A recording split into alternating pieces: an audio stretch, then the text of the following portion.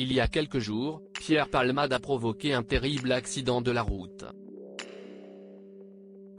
Ce mardi 28 février, BFM TV a révélé ce que l'humoriste aurait dit aux enquêteurs durant un interrogatoire.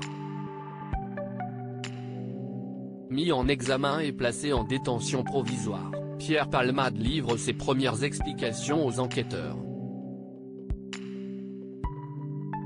BFM Télévision a en effet eu accès au compte-rendu des auditions qu'il aurait eues avec la police.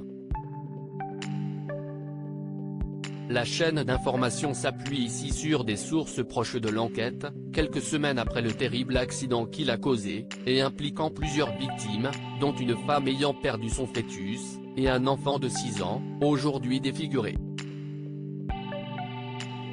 Pierre Palmade a replongé dans la drogue il y a 2 ans. Quelques jours après le drame, la sœur de Pierre Palmade avait diffusé un communiqué où son frère parlait de la honte qu'il ressentait. Aux enquêteurs, il aurait d'abord raconté le déroulé de la soirée, notamment le fait qu'il était en compagnie de 2 amis de bringue qui sont par la suite devenus des sex-friends de 2 ans. Il aurait réitéré avoir honte d'avoir notamment pris son véhicule alors qu'il était sous l'emprise de divers stupéfiants, notamment de la cocaïne. « J'ai été inconscient de prendre la voiture sous stupéfiants.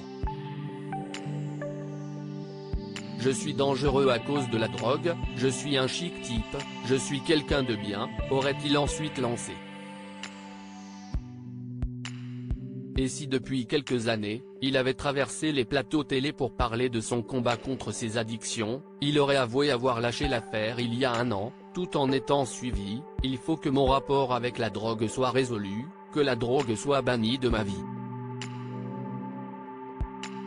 Tout bascule, selon lui, lorsqu'il découvre 2 ans plus tôt la 3-MMC, une drogue de synthèse dont les effets sont proches de la cocaïne, une nouvelle dépendance à cause de laquelle il ne parvient plus à travailler, révèle la chaîne.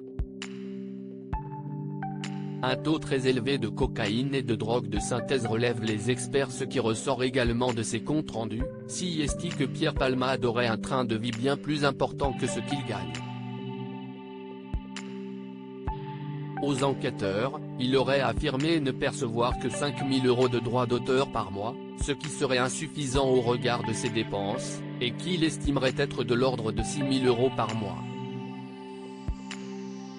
L'humoriste aurait des dettes auprès de l'URSSAF, des impôts et de son producteur, pour un montant global de 250 000 €. À lire aussi affaire Pierre Palmade, le bébé de la passagère enceinte serait né viable et vivant après l'accident.